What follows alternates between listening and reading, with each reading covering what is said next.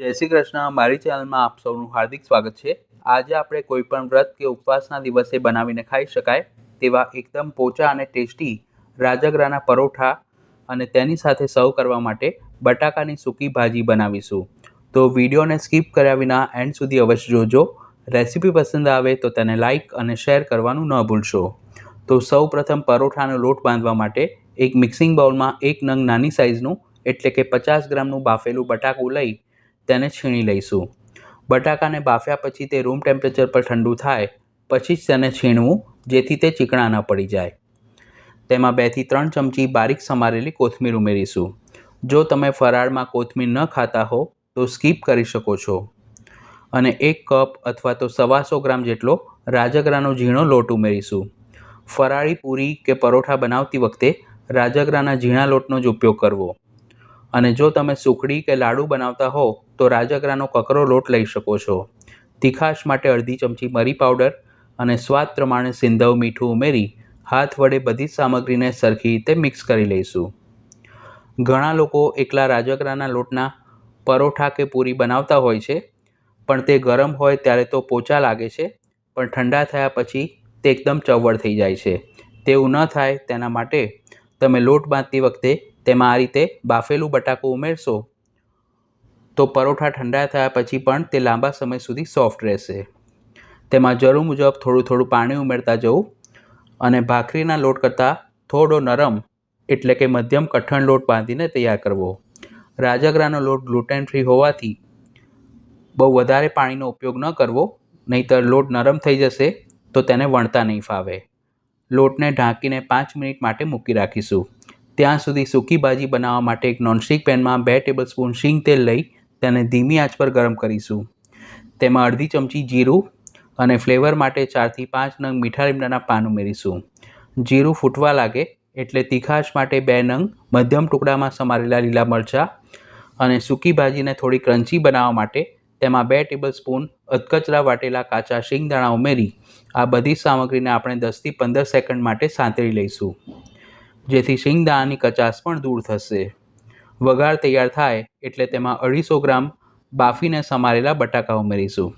તેની સાથે અડધી ચમચી મરી પાવડર અને સ્વાદ પ્રમાણે સિંધવ મીઠું ઉમેરી તાવેથા વડે બધું જ સરખું મિક્સ કરી તેને 2 થી 3 મિનિટ માટે સ્લો ટુ મીડિયમ ફ્લેમ પર કૂક કરીશું, જેથી બટાકા શેકાવાના લીધે તે થોડા ક્રન્ચી થશે અને જે મસાલા આપણે ઉમેર્યા છે તે પણ તેના ઉપર સરખા કોટ થઈ જશે. સૂકી ભાજીને ચટપટી અને ટેસ્ટી બનાવવા માટે છેલ્લે તેમાં 1/2 ચમચી જેટલી ખાંડ અને 2 ચમચી લીંબુનો રસ ઉમેરીશું. લીંબુના રસના બદલે તમે આમચૂર પાવડરનો પણ ઉપયોગ કરી શકો છો. અને 1 ચમચી બારીક સમારેલી કોથમીર ઉમેરી મિક્સ કરી ખાંડ ઓગળે અને લીંબુનો રસ પણ તેમાં સરખો ભળે ત્યાં સુધી તેને 2 મિનિટ માટે કૂક કરીશું. એટલે કે જો તમે બટાકા બાફીને રાખ્યા હોય તો આ ફરાળી સૂકી ભાજીને બનાવવામાં ફક્ત 5 મિનિટનો સમય લાગે છે. આને તમે દહીં સાથે કે મોરૈયા સાથે પણ સર્વ કરી શકો છો.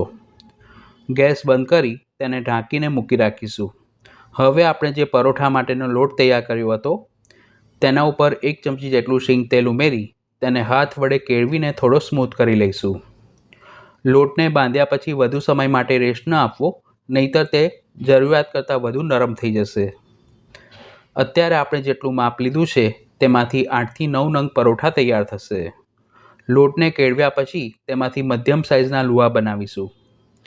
આ સિવાય પણ મેં ફરાળમાં ખાઈ શકાય તેવા અળવીના ફરાળી પરોઠા, કાચા કેળાના ફરાળી પરોઠા અને સ્ટફ આલુ પરોઠા ચેનલ પર પોસ્ટ કર્યા છે, જેની લિંક ઉપર આઈ બટન પર આપી છે.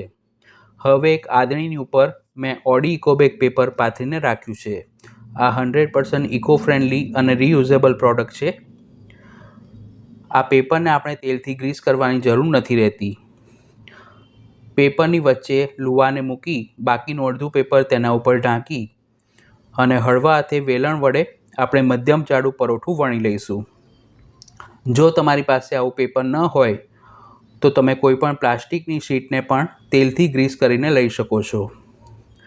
રાજગરાનો લોટ ગ્લુટેન ફ્રી હોવાથી વણતી વખતે જો પરોઠું કિનારીથી ફાટે તો આ રીતે આંગળી અને અંગૂઠા વડે તેને સાંધતા જવું અને વણતા જવું. પરોઠાને બહુ વધારે પડતું પાતળું ન વણવું, નહીંતર શેક્યા પછી તે કડક થઈ જશે. એટલે મધ્યમ જાડું રાખશો તો તે ઠંડુ થશે પછી પણ લાંબા સમય સુધી સોફ્ટ રહેશે. આ પરોઠા વણતી વખતે આપણે અટામણ લેવાની પણ જરૂર નહીં પડે. પરોઠાને વણ્યા પછી તેને શેકવા માટે ગેસ પર એક નોનસ્ટિક પેન મૂકી તેના ઉપર 1 ચમચી જેટલું તેલ મૂકીશું અને તેને તાવેથા વડે સ્પ્રેડ કરી પેનને 1 મિનિટ માટે ગરમ થવા દઈશું. પછી તેના ઉપર વણેલું પરોઠું મૂકી તેને બંને બાજુથી લાઇટ ગોલ્ડન બ્રાઉન અને સાધારણ ક્રિસ્પી થાય તે રીતે શેકી લઈશું. નીચેની બાજુથી થોડું બદામી રંગનું થાય એટલે તેને ફેરવતા જવું અને તેના ઉપર જરૂર મુજબ તેલ મૂકતા જવું. એક પરોઠાને શેકવામાં આશરે 3 મિનિટ જેટલો સમય લાગે છે. શેકતી વખતે ગેસ ધીમોથી મધ્યમ રાખવો જેથી તે બળી ના જાય અને અંદરથી પણ કાચું ના રહે. પરોઠાને શેક્યા પછી તેને એક સ્ટીલની કાણાવાળી પ્લેટમાં કાઢી લઈશું અને આ જ રીતે બાકીના પરોઠાને પણ શેકી લઈશું. આ સિવાય પણ બીજી 200 કરતાં પણ વધુ ફરાળી રેસીપી મેં ચેનલ પર પોસ્ટ કરી છે, જેના પ્લેલિસ્ટની લિંક ઉપર આઈ બટન પર અને વિડીયોની એન્ડ સ્ક્રીન પર આપી છે. ગરમા ગરમ રાજગરાના ફરાળી પરોઠાને આપણે બટાકાની સૂકી ભાજી સાથે સર્વ કરીશું. તો તમે પણ આ રેસીપી ઘરે જરૂર ટ્રાય કરજો. વિડીયો પસંદ આવી હોય તો તેને લાઇક કરી પોતાના ફ્રેન્ડ્સ અને ફેમિલી મેમ્બર્સ સાથે શેર કરજો અને ચેનલ પર પહેલીવાર આવ્યા હો તો તેને સબસ્ક્રાઇબ કરી બાજુમાં આપેલા બેલ આઇકોન પર ક્લિક કરજો. Thanks for watching this video.